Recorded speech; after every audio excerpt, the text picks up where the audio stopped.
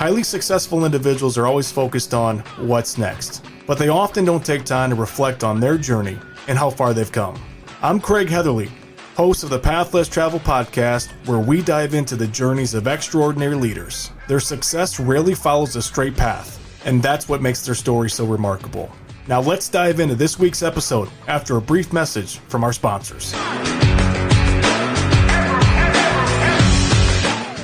Looking for top talent in tech or professional fields? Avero Talent connects businesses with exceptional candidates specializing in tailored recruiting solutions that match the right skills to your team's needs.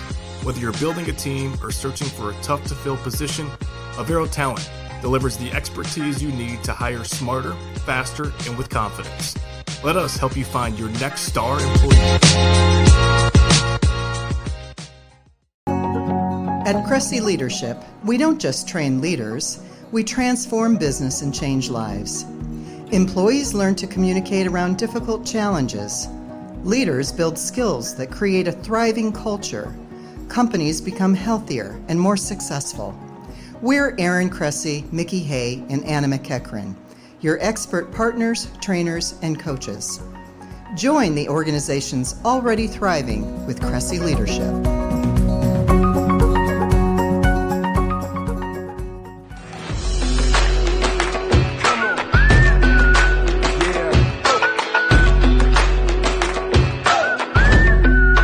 Welcome to the Path Less Travel podcast. This week we feature the president and founder of Avero Talent, Scott Flagle. Scott, welcome to the show. Thank you for having me, Craig. Scott, you started this company back in early 2018, and my first question I've got for you is, did you always want to own your own business, or how did this idea come about to the point where now you've got quite a few employees? I mean, tell us about it. Yeah, so I think when I always had a little bit of an entrepreneurial mindset. I've got a very successful cousin down in Georgia. He started a logistics company and was always kind of an inspiring focus for me. And then I was able to work for a really large organization that I was able to kind of learn the industry that I happen to be in now, and was able to kind of give me the confidence to go off on my own. A big thank you to Senior One Care for sponsoring today's episode. Founded in 2006 by Carl and Kyle Bossing, this family-owned business has provided compassionate in-home care for nearly 2 decades. If my family needed a caregiver, I'd call Kyle. With 6 Indiana locations, they give you the peace of mind while your loved ones receive the care they deserve. Learn more at senioronecare.com. So Avero Talent, what do you guys even do, and what's maybe unique about the business that's allowed the growth? Yeah, so we're a recruiting agency. We're based in South Bend. Our focus is primarily on technical and professional skill sets. So anything from engineering to operations, supply chain, accounting, and finance. The bulk of what we've done over the last 7 years has been more in manufacturing, but certainly going outside of that into some construction or banking as well. So as far as the specifics and what you recruit for, how'd you land on those individuals, that skill set? Yeah, so for me, that was where I got started. So I worked out of college, landed myself into a recruiting role for a very large agency. I was recruiting engineering. Didn't know the first thing about engineering at the time, so I was actually a history major in college. And so I had a lot to learn. And luckily that company, that's kind of was their model, was to hire entry-level talent and then teach them the specifics in the industry. So that's where I really learned about the industry and about specifically manufacturing and engineering. And then from there, just added to my skill set and my knowledge base as I started serving customers. And then certainly once I started our agency, we started off focusing only on engineering, and then we'd have customers that would ask for something in accounting and finance or supply chain or HR, and just naturally we would gravitate towards filling those roles as well.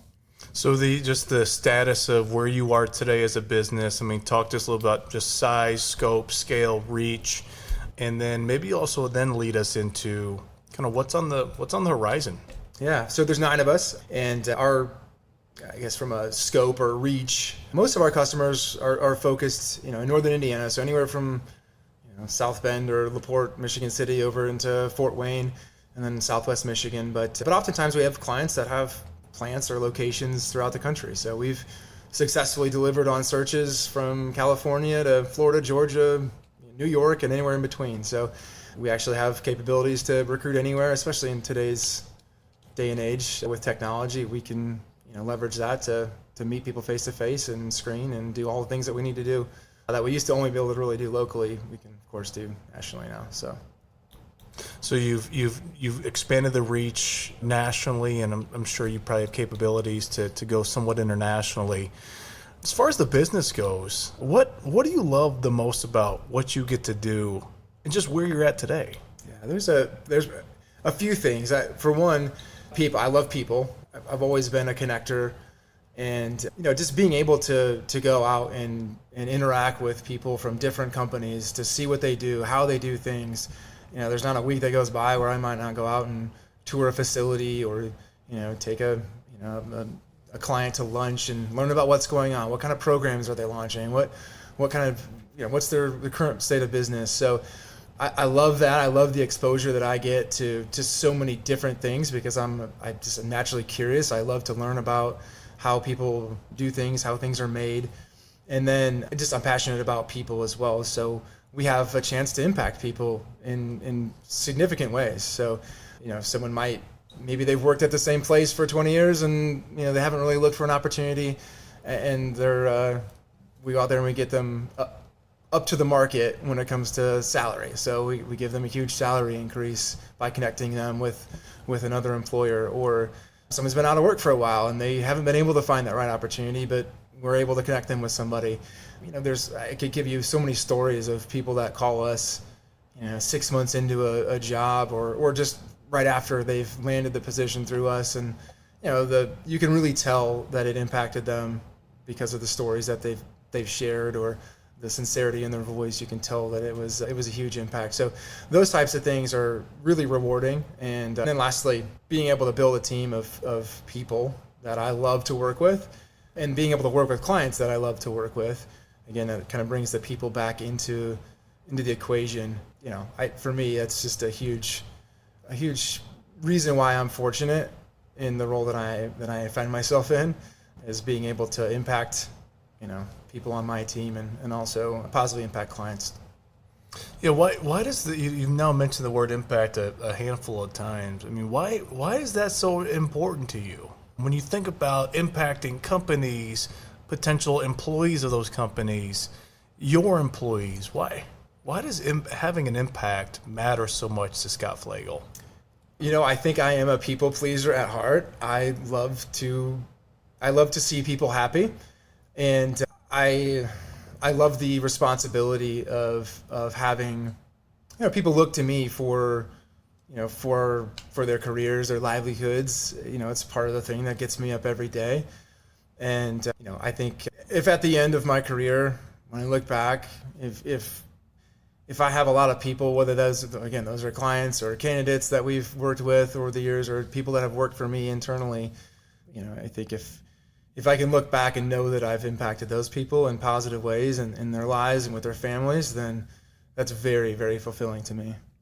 I want to ask you a question, and I think we're going to spend a little bit of time here, but you started this business in early 2018. What are some things that you weren't prepared for as a business owner, and maybe some advice that you wish you would have received back then, or things that you learned along the way? Yeah, but a couple of big ones. One, and I don't mind this, but wearing a lot of hats. I mean, I've had to do every little piece, for this company, and I do like that, but it can be challenging, of course. Trying to find out what kind of computers we're going to buy, or just any of the IT issues that we might have. I did all that for the first 7 years, and we've just now started to partner with somebody, which has been great. But the accounting, the HR, coming up with agreements, and just all the little things that go into it, that at the beginning you're just thinking about the work that you're going to go do, but there's a lot that goes behind that. And then on the other side of it, I would say processes, being a little more thorough and defined on processes. I would probably go back and maybe do that a little bit differently. I wouldn't say that it's a natural strength of mine. So, for me, when I was starting, I just did what I knew I could do. I was great with, great at sales, great at recruiting. So I just went out and did the job, and it helped me build, what I needed at the beginning. But as far as building something that to scale further, I needed a little bit more on that front. So when you're first starting off, starting a business, who are some people, or what were some things in the area that allowed you to better understand what you're getting yourself into, while also knowing you're not going to know everything? But what's some advice that you would give to somebody on, like, hey, go speak with this person, or go attend that thing, or go read up on anything that really helped you early on? Well, for me, there was certainly some examples in my life of people that were successful entrepreneurs. The company that I went and worked for in between my first job and starting my company, there was some very entrepreneur-minded folks there. And then, but I think the thing that gave me the confidence to start my own firm was just having the experience working for a company and doing the job for so many years, that I was just willing to kind of take the risk. And I think that, and I knew that if it didn't work out, I could always go get a job somewhere. I'm pretty confident in being able to find an opportunity for myself. But I knew that if I did it and it worked, that I would never regret it. And I haven't regretted it one day. There was, of course, challenging moments. So I guess I would encourage people to get experience and then trust it, and trust yourself to go make something happen. And entrepreneurship isn't for everyone. I think you need to be willing to take on a little bit of risk and trust in yourself and believe in yourself, and maybe have a little bit of that, always optimistic mindset.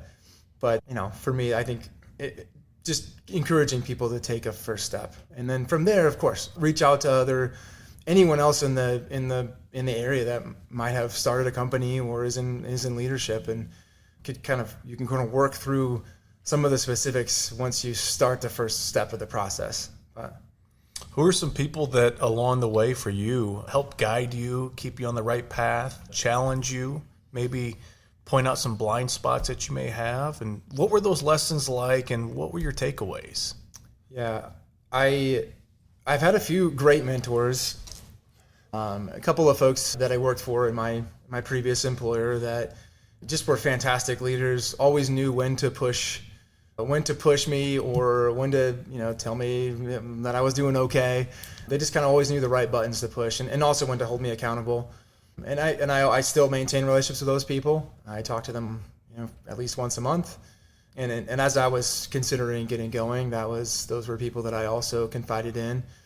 And my family, certainly. My fiance Kim, she was huge for me. I mean, it's somebody that I would talk to about my aspirations, and she would absolutely encourage me to pursue it, believed in me that I could do it. So having people around you that believe in you is a huge thing.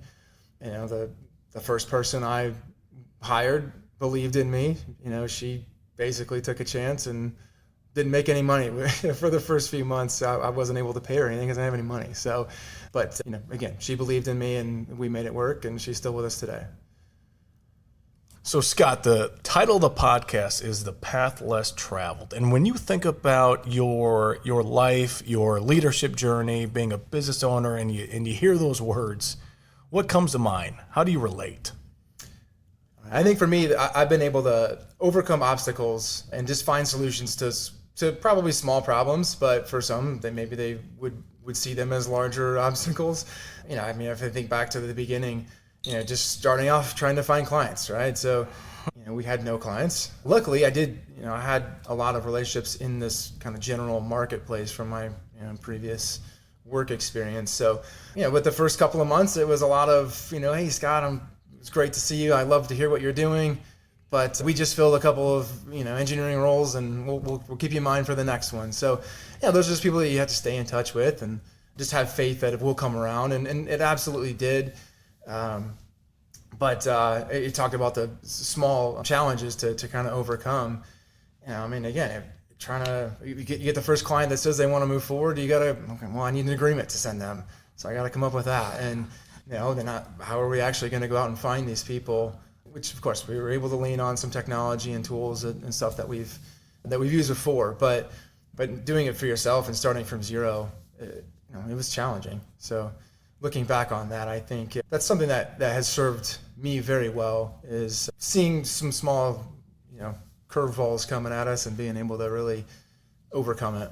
You've got this, you mentioned earlier you're a very curious individual, and then you just said the words overcomer.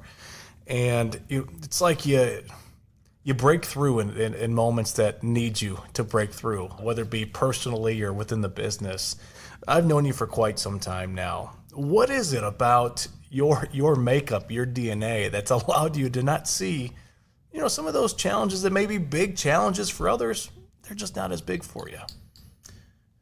Well, I think I just don't let it stress me out or rattle me. I think anytime I'm have a problem, whether that's in my personal life or with work, my first thought just goes to, okay, well, how do we figure this out? What's the solution? There's always a solution, and there always is.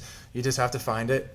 Whether that's talking to other folks and getting their ideas, or just utilizing your critical thinking skills and figure it out. But I think part of that, it comes from athletics. Certainly, my background growing up, I was very, very passionate about sports, and I played all of them. And I think sports really, and you as a former athlete, I think would probably agree, sports teaches you a lot about overcoming, challenges, about not getting too stressed out, in crunch time.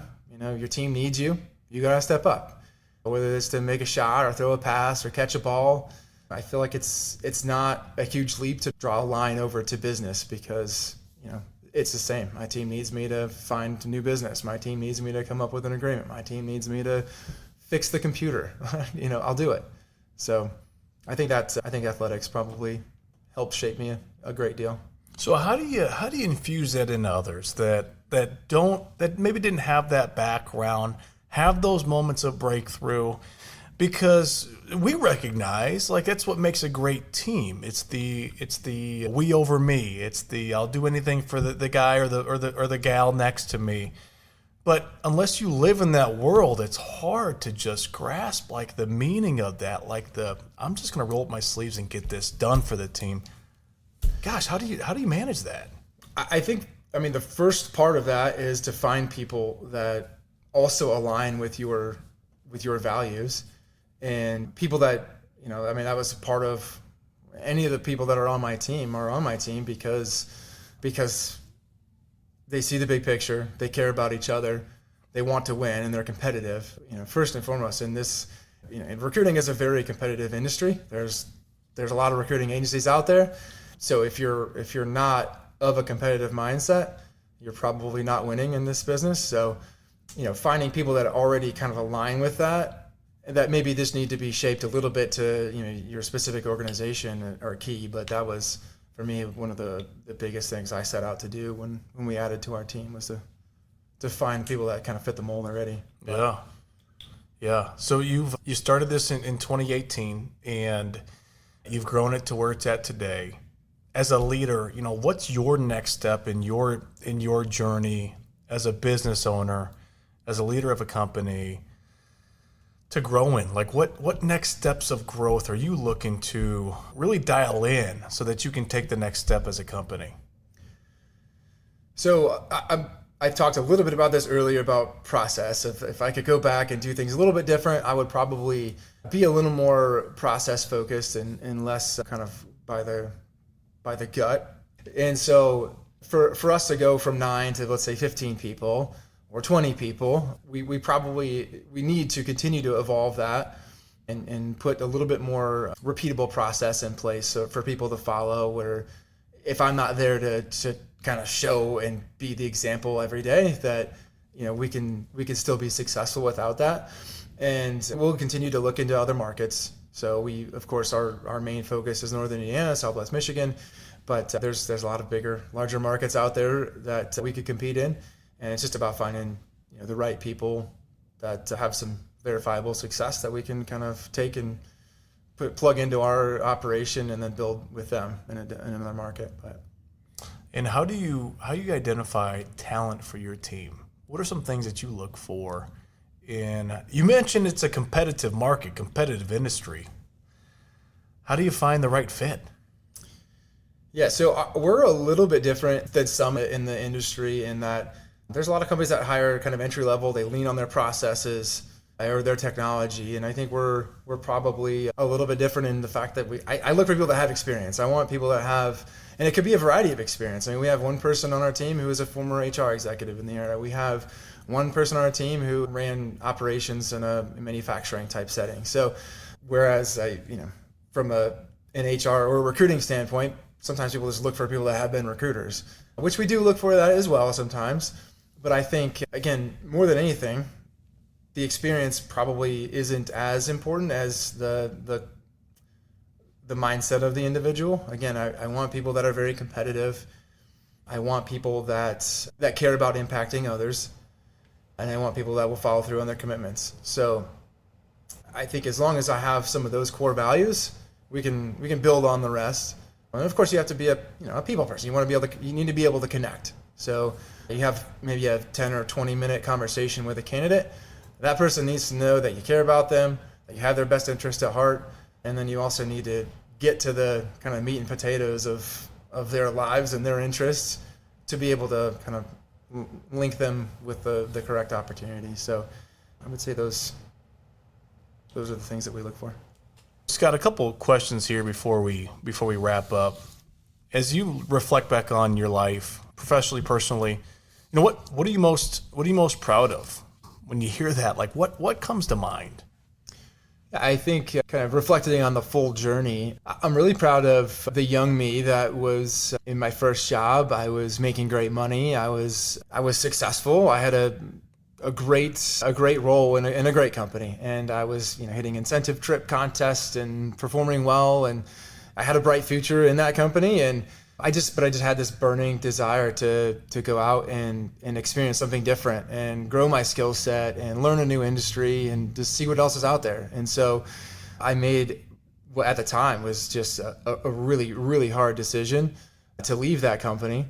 And I think in a vacuum, I would say that might not have been maybe the wisest choice for if I was just kind of comparing the role that I was in to the role that I went to. I made less money. And it just probably wasn't the right fit for me long term, and I recognized that.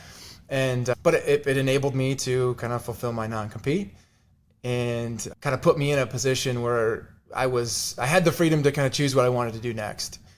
Whereas I never would have had that, had I stayed with my previous company. So it all kind of led me to where I am today. But again, looking back on that, I know how hard that was for me. And I think other people could also take from that of just the willingness to go off and try something new and be uncomfortable, because it was a very uncomfortable time.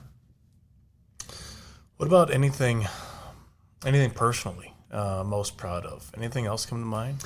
Yeah, certainly the people around me. I've got an amazing family that's kind of, a lot of people talk about their why, and certainly my family, anyone that knows me knows how important my family is to me. I've got a part-time job coaching baseball, it feels like, and I've got a 20-year-old, a 13-year-old, and a 3-year-old, and we're always very, very busy with them. And the team that I've built around me at Avero is just a team of great people. We just had a company trip that we took with all of everyone on our team and all of their spouses. We went to Mexico and had a great time together, and just sitting there knowing that I was able to bring everyone together for a trip like that, it was pretty surreal. And everyone just shares a lot of great laughs and fun together, and it's just fun to be able to come to work every day with people that you really passionately care about. So I'm very proud of that. What was that like, being down in Mexico, work trip, being able to bring everybody down there and seeing all that come together? Taking the leap of faith to start your own business in 2018 to now people enjoying their time together out of the country. What's that like? It's pretty surreal and very rewarding, for sure. Obviously lots of people come up and made those types of observations. Man, I can't believe there was 18 of us there. And so, to go from a 2-person show for 3 years to that it's something to be very proud of. Well, I want to ask you a final question here before I get your final thoughts. What's one of the kindest things somebody's done for you? Yeah, I'm gonna go deep into the memory bank a little bit, but I would probably say my father. I was still trying to get my life together. It was just graduating college. I didn't have a job yet. I was actually working the counter at a liquor store. I was on my way to work one day, and my car died. So I called my dad, and I tell him, "Hey, Dad, my car died on the way to work. I need you to come get me." So he comes, picks me up in the morning, takes me to work, says, "Hey, I'll take care of it for you." I said, "Okay." And I thought he was just going to get rid of the car and then come, pick me up and bring me home or something. And but he calls me at the end of my shift, says, "Hey, I'll be there soon. By the way, I got you a car. That's a nice little car." And I look out the window at the end of that shift, and he comes pulling in the parking lot in the ugliest car anyone has ever seen. And I was grateful, but also a little scared that I was going to have to drive this thing around for the next however long. But fast forward, I ended up getting my first real big boy job out of college. I did have to drive that for the first 6 months. Big motivator to go out and be successful. I mean, I couldn't drive down the highway with the window down. It'd make you smell like a lawnmower. So I'm not really sure what was going on with that car, but it did get me from point A to point B. And it was a great parenting. My dad was able to show that he cared and was able to come through for me, but also gave me something, didn't just hand me something that I didn't deserve. So it was a nice motivator. So all you parents out there can maybe take that as a little bit of a lesson.